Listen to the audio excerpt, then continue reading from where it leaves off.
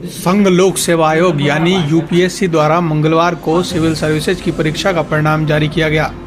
इस परीक्षा में गुरुग्राम की सुमन यादव ने 170वां रैंक प्राप्त कर परचम लहरा दिया।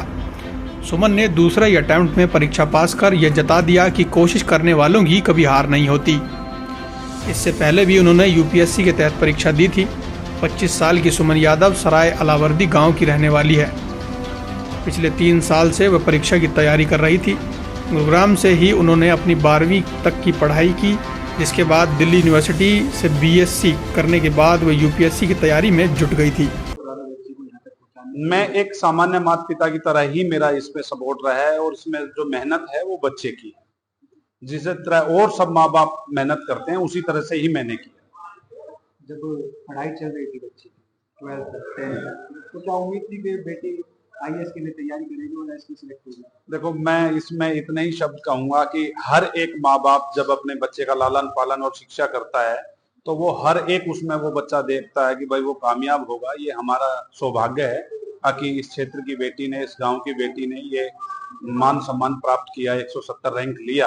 और मेरा बच्चा होने के नाते मैं ये मानता हूँ कि मेरी बच्ची शुरुआत से ही 10वीं क्लास से लेके अब तक जो इसने प्रथम स्थान ही प्राप्त किया है। 10वीं में भी इनका मान सम्मान पत्र स्मृति ईरानी से है और 12वीं में इनका मेडिकल में टॉपर है ये, और डीयू में भी इन्होंने लाइफ साइंस से किया, उस समय भी टॉपर है। खुशी का माहौल ऐसा है कि वो जताया नहीं जा सकता, कोई पैरामीटर ऐसा बनाया नहीं गया जिससे मैं बता दूं। पर जो अपार खुशी होती है, जो हमने सुना है कि अपार खुशी एक वर्ड होता है, वो खुशी हमें मिली। हमारे परिवार का पूरा सहयोग रहा, गांव का सहयोग रहा और हमें बहुत खुशी है कि हमारे घर से एक मेंबर यूपीएससी क्लियर करके एक अच्छी रैंक के साथ सक्सेस हुआ है। और हम उम्मीद करते हैं कि हमारे इन्होंने एक पहल जो स्टार्ट किया, हमारे बाकी बच्चे भी इसमें पूरा सपोर्ट करेंगे, कोऑपरेशन रहेगा बच्चों का। और एटलीस्ट एक जो पहले बच्चे के लिए हर्डल होता है, अब वो हर्डल हमारे एटलीस्ट क्लियर हो चुके हैं। अब उनको गाइड करने का एक प्रॉपर गाइडेंस होगी और उनकी प्रॉपर ट्रेनिंग होगी जो इन बच्चों के सहयोग से और हमारे बाकी बच्चे भी इसमें करेंगे। और हम एक्सपेक्ट कर रहे हैं कि इन फ्यूचर हमारे यहाँ से और भी आपको मौका दिया जाएगा कि आप आए, और उम्मीद करेंगे कि अब की बार हम डबल डिजिट में कोई रैंक लेके आए, उसके बाद हम सिंगल डिजिट की रैंक। मैंने जनवरी 2021 से सीरियसली पढ़ाई शुरू कर दी थी।